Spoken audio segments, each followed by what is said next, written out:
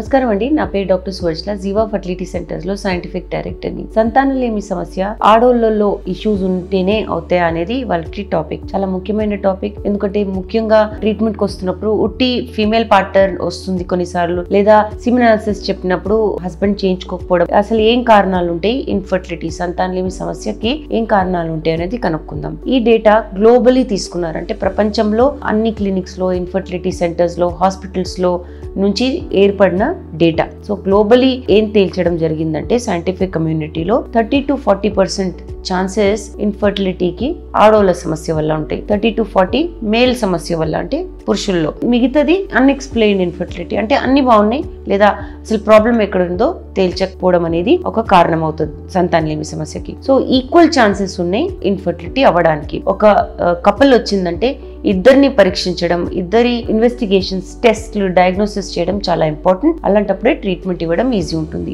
ఆడోళ్లలో hormonal issues ఉండొచ్చు, thyroid బాగుండకపోవడము, prolactin, diabetes వల్ల issues ఉండొచ్చు, లేదా పాలిసిస్టిక్ ఓవేరియన్ సిండ్రోమ్, అండలు విడుదల అవ్వకపోవడము, ఇర్రెగ్యులర్ పీరియడ్స్ అవ్వడము, లేదా పీరియడ్స్ కి చాలా గ్యాప్ ఉండడము, బ్లీడింగ్ ఎక్కువ ఉండడము అనేది కూడా ఒక సమస్య ఉండొచ్చు. పుట్టుకతోటే గర్భసంచిలో ఇష్యూస్ ఉన్నాయనుకోండి, దానిలో సెప్టమ్ ఉండడము, ఒక భాగం ఉండకపోవడము, ఇలాంటివన్నీ కూడా మిస్క్యారేజెస్ కి ఒక కారణం కావచ్చు, లేదా ఎంబ్రియో తయారైనా అతక్కపోవడానికి ఒక రీజన్ కావచ్చు. గర్భసంచిలో ఫైబ్రాయిడ్స్, ఎడినోమయోసిస్, ఎండోమెట్రియోసిస్ వల్ల సివియర్ ఇష్యూస్ ఉన్నాయనుకోండి, అలాంటప్పుడు కూడా సంతానలేమి సమస్య కావచ్చు. ఇదే కాదు, ట్యూబ్స్ బ్లాక్ ఉంటే కూడా ఒక పెద్ద సమస్య. ట్యూబ్స్ బ్లాక్ అవుతుంటే అండం విడుదల అవుతున్నా కణం అక్కడ చేరకపోవడము, ఫలదీకరణం అవ్వకపోవడం వల్ల సంతానలేమి సమస్య కావచ్చు. జెనెటిక్ కారణాలు ఉంటాయి. ఉదాహరణకి fragile egg syndrome, Turner syndrome. ఇందులో అండాశయాల్లో బొత్తిగా ఎగ్స్ ఉండవు, పీరియడ్స్ ఉండకపోవడము, అండం విడుదల అవ్వకపోవడం వల్ల ప్రెగ్నెన్సీ రాకపోవడం అనేది జరుగుతుంది. సో ఈ కారణాలు కొన్ని ఉదాహరణకి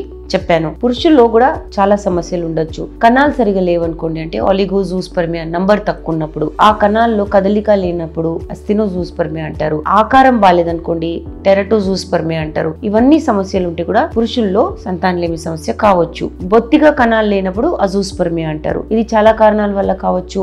హార్మోనల్ ఇష్యూస్ ఉండొచ్చు, జెనెటిక్ కారణాలు ఉండొచ్చు. వారికోసీల్ చాలా సివియర్, ఎక్కువ గ్రేడ్ ఉన్న వారికోసీల్ ఉందనుకోండి, అలాంటప్పుడు కూడా అజూస్పర్మియా ఉండొచ్చు. అబ్స్ట్రక్టివ్ అంటే ఎక్కడో ఒక బ్లాకేజ్ ఉంది, కణాలు ఉత్పత్తి అవుతుంది కానీ బయటికి రావట్లేదు. నాన్ అబ్స్ట్రక్టివ్ అంటే ఎక్కడ బ్లాకేజ్ లేదు, హార్మోనల్ ఇష్యూస్ వల్ల లేదా కొన్ని జెనెటిక్ కారణాల వల్ల కణాలు కూడా ఉత్పత్తి కావట్లేదు, తక్కువ అవుతున్నాయి, ఏమైనా సమస్య ఉండొచ్చు. సో ఇవన్నీ కూడా పురుషుల్లో సంతానలేమి సమస్యకి ఒక కారణం కావచ్చు. ఆక్యుపేషనల్ హజార్డ్స్ అంటే మీరు ఎక్కడ పని చేస్తున్నారు, ఎక్స్పోజర్ ఉందా, హీట్ ఎక్స్పోజర్ ఉందా, టాక్సిన్స్ కి ఎక్స్పోజర్ ఉందా, లేదా కెమికల్స్ కి ఎక్స్పోజర్ ఉందా, ఇవన్నిటి వల్ల కూడా మీకు సంతానలేమి సమస్య కావచ్చు. ఇవి కాకుండా డయాబెటీస్ ఉంటే, బరువు ఎక్కువ ఉంటే, లేదా ఎక్కువ ఎక్సర్సైజ్ చేస్తారు, స్టీరాయిడ్స్ తీసుకుంటున్నారు, ఇవన్నిటి వల్ల కూడా హార్మోనల్ ఇష్యూస్, టెస్టోస్టెరాన్ ఎక్కువ తక్కువ ఉండడం వల్ల కూడా సంతానలేమి సమస్య కావచ్చు. సో ఈక్వల్ రీజన్స్ ఉన్నాయి పురుషుల్లో, మహిళల్లో, ఇద్దరిలో ఈక్వల్ కారణాల వల్ల సంతానలేమి సమస్య కావచ్చు. దాని వల్ల ప్రెగ్నెన్సీ రాకపోవడం అనేది జరుగుతుంది. కానీ డయాగ్నోసిస్ చేయడం చాలా ఇంపార్టెంట్. ట్రీట్మెంట్ కి ముందు ఉట్టి ఆడోళ్ళకే ట్రీట్మెంట్ చేసుకుంటూ పోతే, పురుషుల్లో సమస్య ఉంటే తేల్చకుండా చేస్తే